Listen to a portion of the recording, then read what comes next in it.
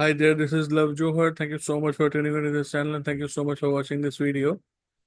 Today we will understand a very important thing which a lot of people have been asking me since a long time, like how to maintain the ISMS after the certification is done. So don't think that after the certification you have achieved the certification from the certification body that your task is done. No, it actually starts from here. Okay. From here you need to do the actual work. Okay.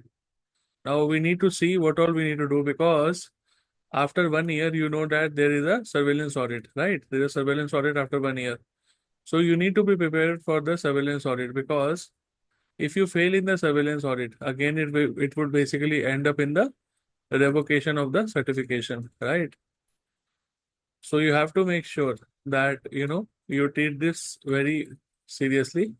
So that's why there are some steps that I would suggest in this video. You watch very carefully and you need to follow these steps in order to maintain your ISMS. Okay, which is very important. So first step is to operate the ISMS. Once you have got the certification from the certification body, you now try to implement. You now try to implement and you now try to actually work on all the policies, all the procedures that you created, right?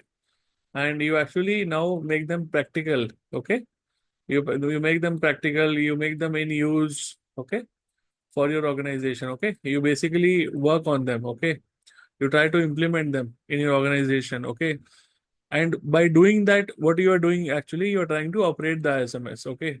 Now, in this process, sometimes it happens that because of a lot of policies, because of a lot of procedures, you are not able to actually implement them in the live environment. So, in that case, you might need to cut short some of the processes, cut short some of the procedures. Okay.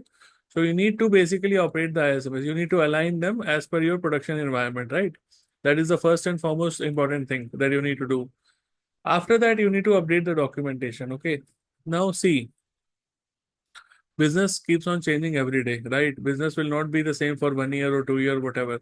There might be some changes in the business. Okay. Because of the changes in the business, there might be new technologies that you are introducing. There might be new processes that you are introducing, right? There might be a merger, there might be acquisition, okay, in the business. So you need to basically, ensure that for all these changes, you update the documentation. Your documentation should be updated always. Now, who will do that? Very important will be document owner. That's why your document owner plays a very important role. Document owner will update the document and pass it on for the review. Okay. This is a very important step, okay, that you need to perform. By this step, you will make sure that all your documentation is always up to date after the ISMS certification has been obtained, right?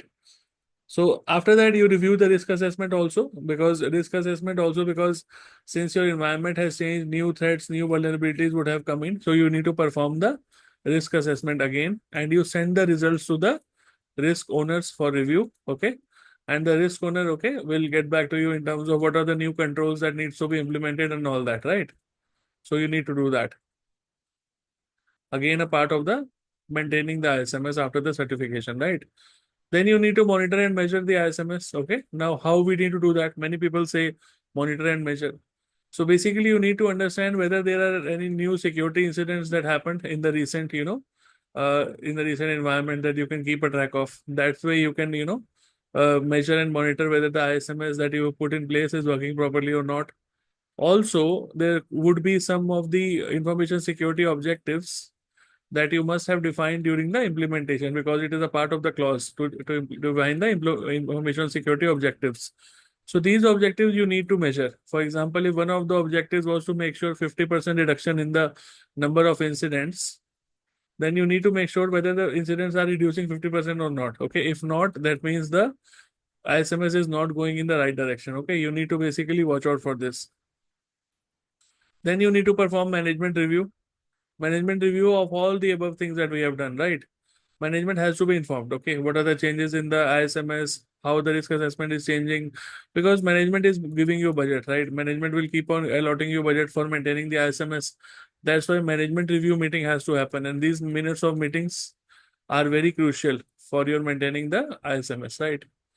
Then you perform the corrective actions. Okay, this is a part of the continual improvement process. So, you need to perform corrective actions every now and then based on the management review also, and based upon the changes in the business that you need to do. And last but not the least thing I would recommend here in order to do is make sure you complete all the previous non-conformities that were identified in the last audit. This is very important, guys. If you do not complete these previous non-conformities, it will actually give a very bad impression and your certification might be revoked. Okay. So you need to be very careful here. Okay. So you need to make sure any non-conformities, minor non-conformities, okay, you need to basically close. Okay. This is very important. So all these steps will basically make sure that you help to maintain the ISMS after the certification. Okay, because these are the steps that the auditors will also look for in the surveillance audit, right? Okay. Similar things we discuss in the classroom trainings that I provide. We have implementation trainings, hands-on implementation training, where we discuss all these practical things. If you are part of the training course, you will understand how you basically do this in real time, because then you will be given the task for performing, maintaining the ISMS. So you will be actually performing all these exercises as a part of the course, right? That's why I say it's a hands-on implementation course. So if you are interested, please feel free to get in touch with me and leave a comment in the comment section. I'll get back to you. Okay. And also there is a interview support also provided with the course, where I'll be helping you with the mock interviews, interview questions, preparing you for the actual interview, resume review, all that will be happening, right?